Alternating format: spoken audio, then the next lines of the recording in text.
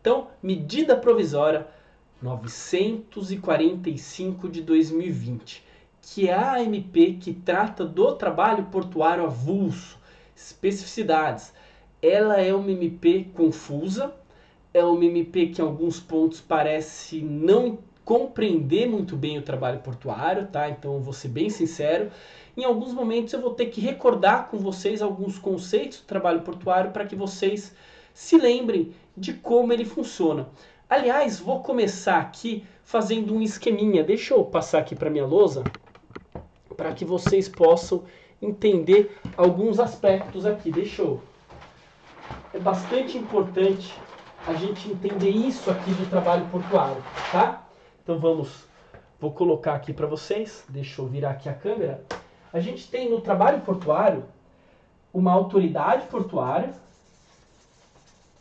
Autoridade portuária são os nomes que aparecem na lei. O operador portuário.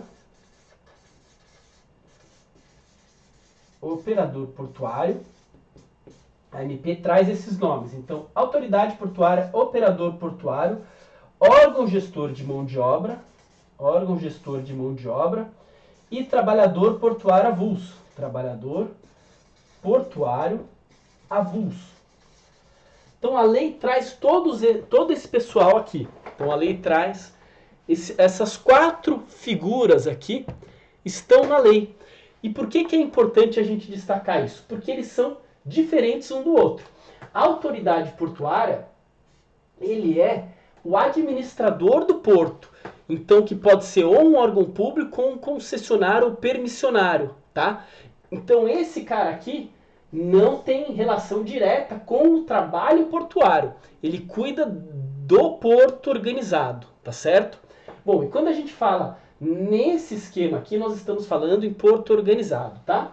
Operador portuário. Operador portuário é aquele que pode ser uma empresa ou uma cooperativa, ou até mesmo esse aqui, a autoridade portuária, também pode ser um operador portuário, tá? Então, a autoridade portuária, ela eventualmente pode ser um operador portuário. Quem é o operador portuário? Quando o barquinho chega lá no porto, né? Então, tem o barquinho. Quando uma embarcação chega no porto, ela tem que fazer a descarga ou eventualmente a carga de pessoas e mercadorias. Então, embarque e desembarque de pessoas e mercadorias. Quem é responsável pelo embarque e desembarque de pessoas e mercadorias no porto? Esse cara aqui, o operador portuário, tá? Então, o operador portuário é aquele que é contratado pela embarcação. Então, chega um navio, ou é um navio que vai pegar minérios para levar, para exportar para a China, por exemplo. Esse navio chega lá, quem que vai colocar os minérios no navio? Serão os trabalhadores portuários, tá? Por meio de quem? Por meio do operador portuário. Então, é o operador portuário quem vai ser contratado. Desculpe, deu um pausa aqui da bateria. Então, é o operador portuário que será contratado pela embarcação. O operador portuário, ele não contrata diretamente o trabalhador portuário avulso. Não. O operador portuário, para que possa ter um trabalhador portuário avulso trabalhando para ele, ele contrata o órgão gestor de mão de obra. E é o órgão gestor de mão de obra quem, dentro da sua escala, que vai chamar aqui o trabalhador portuário avulso para trabalhar. Então, de acordo com a escala ela tem que ser feita de forma equânime para que todos os trabalhadores garantam uma renda mínima e sejam escalados sempre de forma igual, né? Garantindo-se assim uma remuneração adequada a todos os trabalhadores portuários avulsos. O operador portuário ele tem essa opção de contratar via órgão gestor de mão de obra, ou ele pode contratar por prazo indeterminado. Ele tem essas duas opções. Só que para contratar por prazo indeterminado, ele pode contratar quem? Ele pode contratar apenas os trabalhadores, ele pode contratar por prazo indeterminado apenas dentre os trabalhadores avulsos registrados junto ao órgão gestor de mão de obra, é o que diz a lei, tá? Não vou me estender muito nisso aqui, Estou só fazendo uma explicação breve para que vocês, né, para aqueles que não conhecem o sistema de trabalho portuário, possam compreender e entender tudo que a gente vai falar sobre MP, tá? Então essa é uma introdução. Lembrando que o operador portuário, então, pode ser autoridade portuária, pode ser uma empresa ou pode ser uma cooperativa. Que cooperativa? Cooperativa de trabalhadores portuários avulsos. Então os próprios trabalhadores avulsos se unem, formam uma cooperativa e eliminam aqui o intermediário, né? Eles tiram aqui o operador portuário e recebem o valor diretamente. Então, nesse caso, não tem nem operador portuário, nem órgão gestor de mão de obra, enfim. O operador portuário contrata, então, o órgão gestor de mão de obra quando ele queira que preste serviço para ele um trabalhador portuário avulso. Certo? Feita essa introdução, vamos entrar aqui na MP, porque a MP ela traz modificações em relação a esse esqueminha aqui de trabalho, tá? Bom, a MP, para começar, ela vem e fala que ela veio para estabelecer medidas especiais em resposta à pandemia do Covid-19, com o objetivo de garantir a preservação das atividades portuárias consideradas essenciais. Veja, disse aqui que a preservação das atividades portuárias é algo essencial. Tanto que lá no final da MP, ela altera a lei de greve.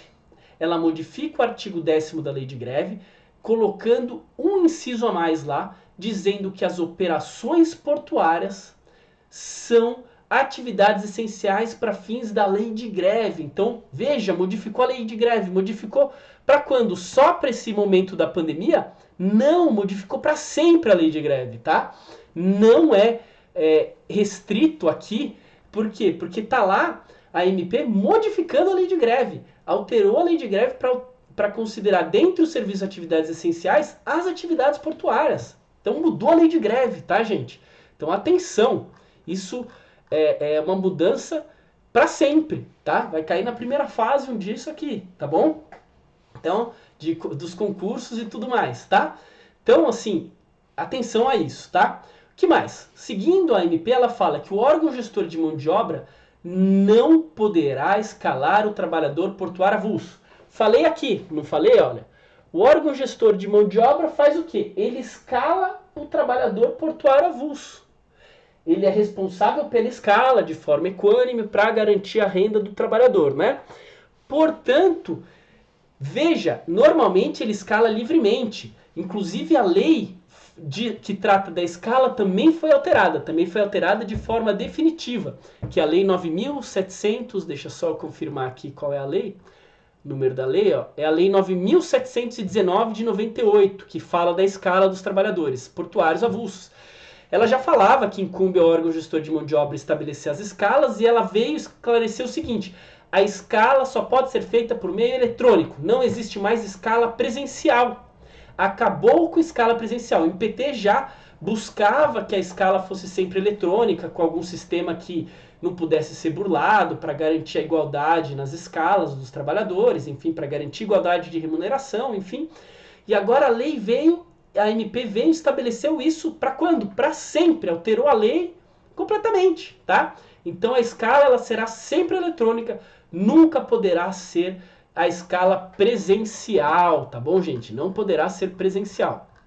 Então, isso é mais um aspecto importante. Bom, e o órgão gestor de mão de obra não poderá escalar. Veja, regra geral, igualdade na escala dos trabalhadores registrados, né? A gente tem os registrados e os cadastrados. Registrados são aqueles que têm preferência nas escalas, é um vínculo mais robusto com o órgão gestor de mão de obra. O cadastrado é um vínculo mais precário, um vínculo mais inicial e que eles só serão escalados na ausência de registrados suficientes para prestar o serviço.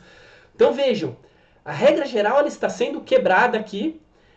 Para quê? Para que não sejam escalados trabalhadores que tenham sintomas compatíveis com o Covid-19. E aí a MP traz quais seriam esses sintomas compatíveis com o Covid-19. Fala tosse seca, dor de garganta, dificuldade respiratória, tá?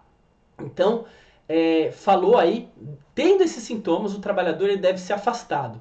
Ou então, quando o trabalhador for diagnosticado com Covid-19 ou submetido a isolamento domiciliar por coabitação com pessoa diagnosticada.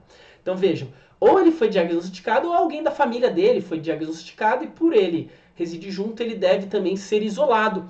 Então vejam só que nós temos aqui hipótese então em que o trabalhador perde o seu direito à escala, portanto perde a sua renda, né? É igual um trabalhador que tem a sua redução salarial com redução da jornada, mesma história, tá? Que mais? Não será escalada a trabalhadora que estiver gestante ou lactante. Não será escalado o trabalhador que tiver idade igual ou superior a 60 anos de idade. Ou seja, está afastando aqui o pessoal do grupo de risco, né? O trabalhador diagnosticado com imunodeficiência, doença respiratória ou doença persistente crônica ou grave, como doença cardiovascular, respiratória ou metabólica. Então, tira o pessoal do grupo de risco, também não pode ser escalado. Veja, tá na MP. Interessante. Bom, o órgão gestor de mão de obra ele tem que encaminhar então semanalmente lista atualizada de trabalhadores portuários avulsos que estejam impedidos de ser escalados, acompanhada de documentação que comprove o enquadramento de trabalhadores nessa hipótese. Encaminhar para quem? Para a autoridade portuária. Então esse cara aqui, administrador dos portos, né, a administração portuária, autoridade portuária vai receber essa lista. Por quê? Porque aí vai ter que a autoridade portuária ela é quem cuida através da guarda portuária o acesso à própria local do porto e ela tem também, todos eles têm que fiscalizar quem são aqueles escalados que podem ingressar no porto organizado.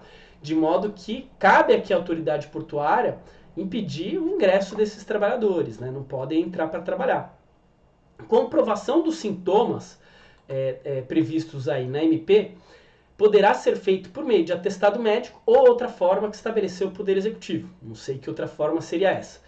E se os trabalhadores estiverem com algum desses sintomas, poderão enviar essa documentação por sistema eletrônico. Tá bem? Isso aí bem simples, né? Os trabalhadores eles são obrigados a informar imediatamente o OGMO de qualquer alteração na sua situação. Tá? Enquanto persistir, aí que vem a questão, aí que é bem complicado. Enquanto persistir esse isolamento, o trabalhador portuário avulso terá direito a uma indenização. Então veja, da mesma forma que fez do trabalhador com vínculo permanente, o trabalhador avulso terá uma indenização compensatória. Só que aí começa, tá? Vejam, a Constituição fala o quê? Ela estabelece a igualdade de direitos entre o trabalhador avulso e o trabalhador com vínculo permanente. Não é verdade? Não estabelece? Está lá, na Constituição. Só que aqui nós temos uma regra diferente da MP 936, é isso? Já estou perdido nos números das MPs, não sei vocês, mas salvo engano, a MP 936 é que traz lá os benefícios, né? A indenização compensatória que vai ser paga pelo governo no caso da redução salarial, né? A 936, se eu tiver falado errado, me corrijam aí, mas eu já estou perdido nesse monte de número de MP, né? Não sei vocês, mas é uma a cada dia, novidade constante, é muito difícil de decorar a numeração, mas eu até que estou indo bem. Na verdade, está até servindo para a gente... Isso, acertei então, né, Bianca? Acertei. Então, está sendo até bom para a gente forçar a memória em relação a números, né? Nós estamos aí sendo desafiados dia a dia, né? Antigamente a gente era bom de número, né? Eu lembro, por exemplo, o meu número de telefone de quando eu era criança na minha casa, que era 521230. Hoje em dia eu não sei telefone nem de ninguém, né? Mas, então essas MPs estão forçando a gente a lembrar número, né? É interessante, então tá até ajudando nesse aspecto, né? O pessoal tá brincando, até recebi uma mensagem, né? Uma aluna que mandou assim: professor, nós estamos merecendo palmas 8 horas da noite já, de tanto MP que sai, o profissional do direito do trabalho merece a verdadeiro herói já, né? Mas tá, enfim, para isso é que eu quero ajudar vocês, né? Para isso que eu pensei nesse curso, que é como eu disse aí no começo da live, né? Que eu acabei de abrir um curso sobre os impactos do Covid-19 nas relações de trabalho, para falar todos os aspectos, falar de todas as MPs, falar de todas as, né, explicar como você deve interpretar os decretos locais de restrições das atividades, porque a gente tem 3 formas da atividade, a gente tem que interpretar dentro dos decretos, né? A atividade ela pode ter sido obrigada à sua manutenção por ser uma atividade essencial. A atividade ela pode ter sido proibida, como aqui no estado de São Paulo, por ser atividade de atendimento ao público, salvo os serviços internos que podem ser mantidos, ou ela não foi nem proibida nem obrigada de funcionar, e cabe aí ao empregador ver se ela vai funcionar de modo presencial, telepresencial, enfim. Então, a gente tem que interpretar muita coisa. Rescisão contratual, dispensa em massa, tem decisão judicial de monte saindo já. Então eu procurei nesse curso, já formatei ele inteirinho, já tem algumas aulas lá e eu consegui organizar ele de modo a tratar de todos esses temas. É força maior, é fado do príncipe, todas essas questões que estão sendo discutidas. Meio ambiente de trabalho, tudo isso vai ser discutido aí nesse curso, tá bom? Bom, com esse tema inclusive da live de hoje também, tá? Bom, continuando então, vejam. A indenização compensatória do trabalhador avulso portuário, como será? A lei fala no valor correspondente a 50% da média mensal recebida por ele por intermédio do órgão gestor de mão de obra, de 1º de outubro de 2019 a 31 de março de 2020. Então ele pega esse período, 1º de março de 2019 a 31 de março, 1º de outubro, desculpe, de 2019 a 31 de março de 2020, faz aí o corte da média de quanto ele recebeu, ele vai receber a indenização de 50%, ou seja, sim, dito em português claro, é 50% da renda. Ele vai perder 50%, né? Vai perder 50%. Só que ele tem direito, né, aos mesmos, igualdade de direitos com o trabalhador com vínculo permanente. Então vamos ver aí que deve vir coisa sobre essa questão aí, constitucionalidade aqui duvidosa. Essas MPs, elas estão, parece que são feitas muito rapidamente, sem tanto cuidado, né, pessoal? Então isso vai dar bastante trabalho para a gente, sejamos nós procuradores do trabalho, como eu, servidores públicos, juízes do trabalho, mas principalmente para os advogados que estão aí na linha de frente, né? Os advogados, principalmente advogados de sindicato, né? Tem alguns alunos que entraram em contato esses dias aí comigo, que estão, né, ralando, porque é muito difícil trabalhar com base nessas MPs, constitucionalidade muito complicada, alguns pontos, né? Então, vamos lá, vamos em frente. Que mais? O pagamento dessa indenização, aí veja só, quem que vai pagar essa conta? No caso do trabalhador com vínculo permanente, o governo falou, manda aí que eu vou pagar, né? Falou, vou pagar essa diferença aí.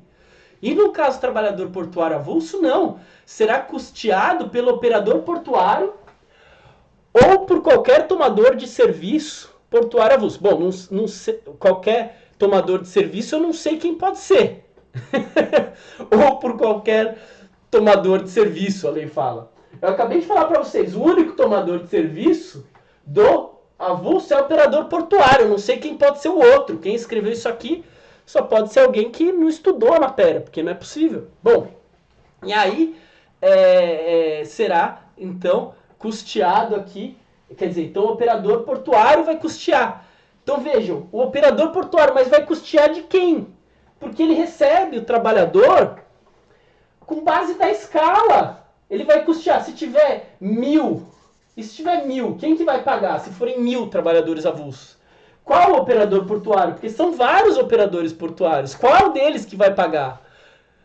Aí a lei vem e fala, aquele que pediu o serviço do órgão nesse período.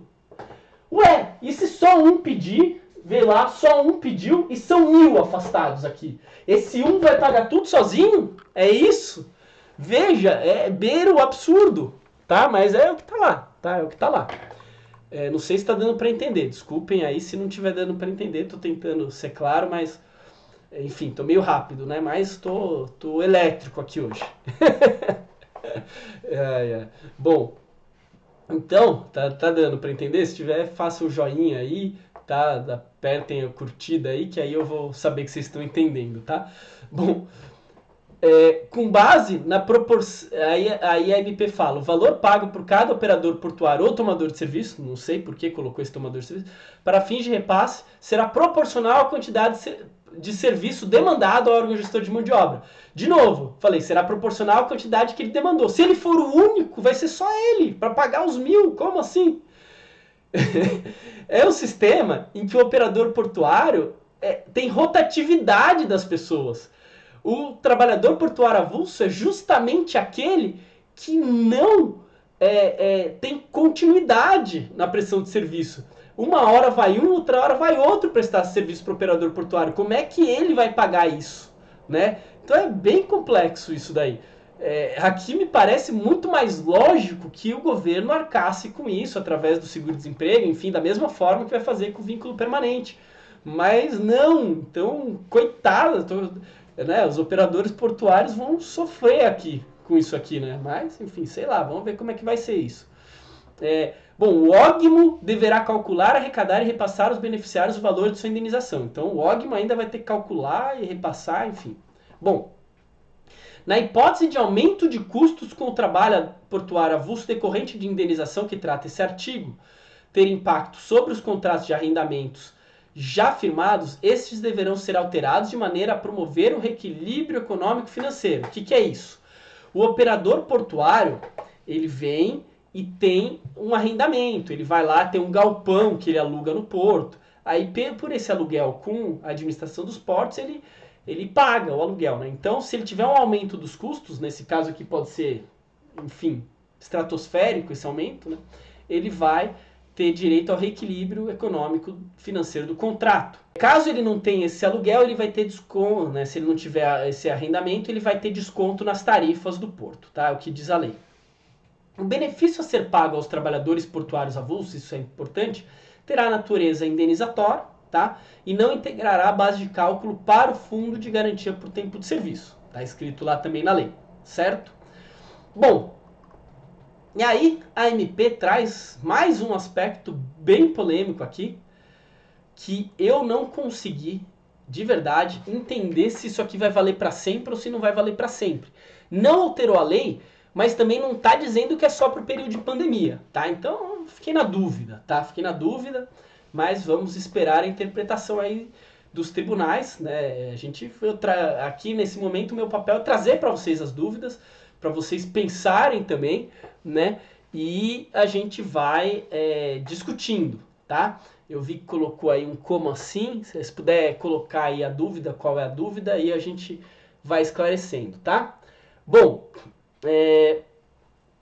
o que é? Na hipótese dos trabalhadores portuários avulsos para o atendimento às requisições, se não tiverem então, se não tiverem trabalhadores portuários avulsos para atender às requisições do operador portuário, ele poderá contratar livremente com vínculo de emprego por prazo determinado para a realização de serviços de capatazia, bloco, estivo, conserto de carga, conferência de carga e vigilância das embarcações, que são as 6 funções portuárias, tá? Não falei delas aqui hoje, mas para quem já conhece o tema, essas são as 6 funções que existem no porto.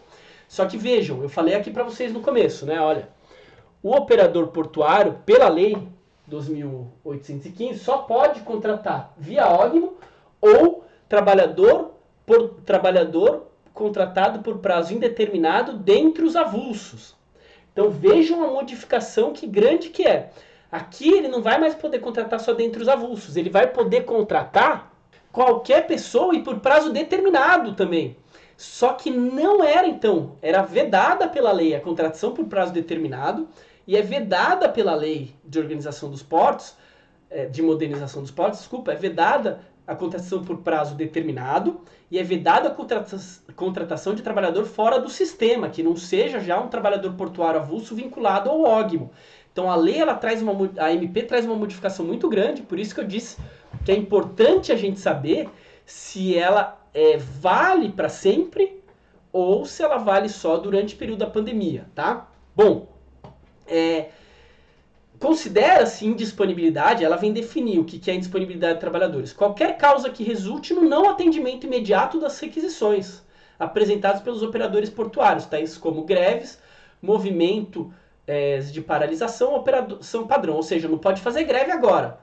Então, assim, fez greve, eles podem contratar livremente. Então, você vai receber metade do seu salário, quer dizer, você vai ser obrigado a ficar em casa, vai ser obrigado vai poder receber só metade do seu valor, do valor que você recebe normalmente. E olha, se vier fazer greve aqui, eu contrato outro diretamente. Pronto, tá resolvido. Isso me parece ser uma ingerência muito grande no direito de greve, né? Porque você permite a contratação, mesmo que a greve seja ilícita, observe todos os requisitos legais, você permite a contratação de outras pessoas no lugar dos grevistas. E olha, grevistas doentes recebendo metade da remuneração podem ser substituídos por pessoas de fora do sistema, que foge totalmente à regra dos princípios do trabalho portuário. Enfim, é uma MP assim complexa, tá? Complexa.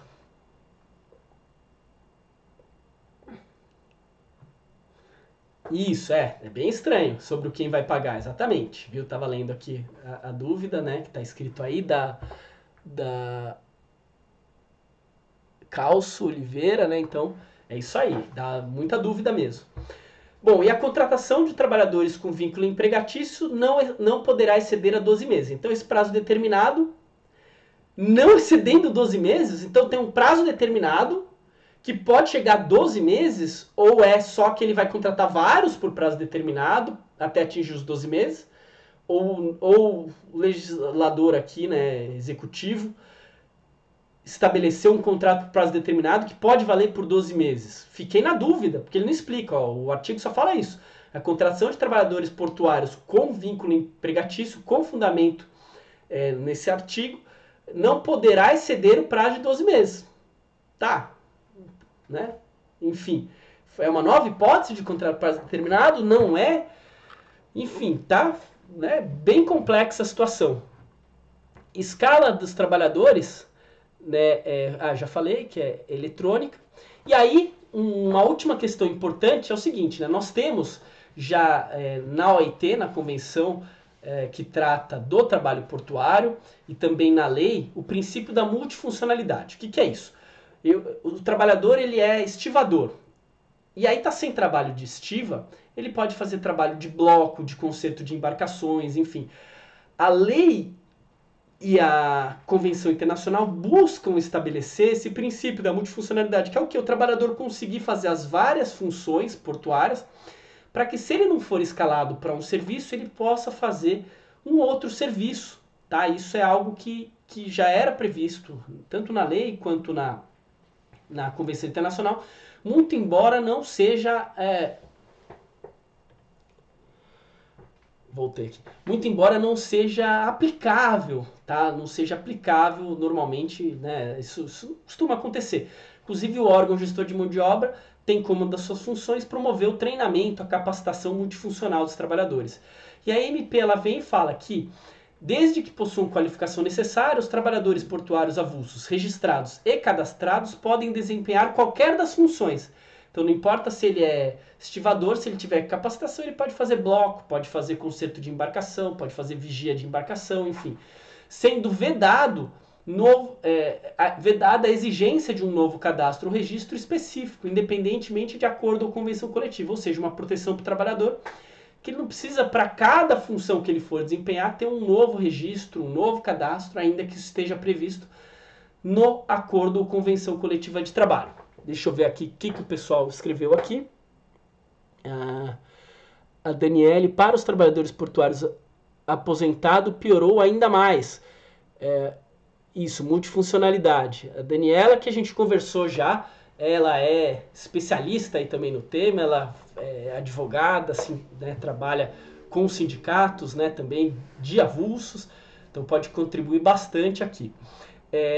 Então, realmente, para os trabalhadores aposentados, o aposentado ele não tem, né, direito à indenização. É igual no caso do trabalhador, não tem direito à indenização quem recebe algum benefício previdenciário ou quem recebe também benefício de prestação continuada. Aí a pessoa não tem direito à indenização, tal como ocorre no caso lá do trabalhador com vínculo empregatício. vínculo permanente. Deixa eu ver pergunta aqui. Ah, tá. É o mesmo comentário aqui da Daniela, que estava aqui na interrogação, que piorou para os aposentados que estão na ativa. De verdade, isso aí mesmo. É isso aí. Bom, pessoal, conseguimos passar por toda a MP, tá? Por incrível que pareça. Conseguimos, falamos. Ela é curta, não é muito extensa. Mas é confusa, né? Espero que eu tenha conseguido explicar tudo para vocês, né? Tentei fazer um apanhado também de conceitos que é sobre o trabalhador portuário.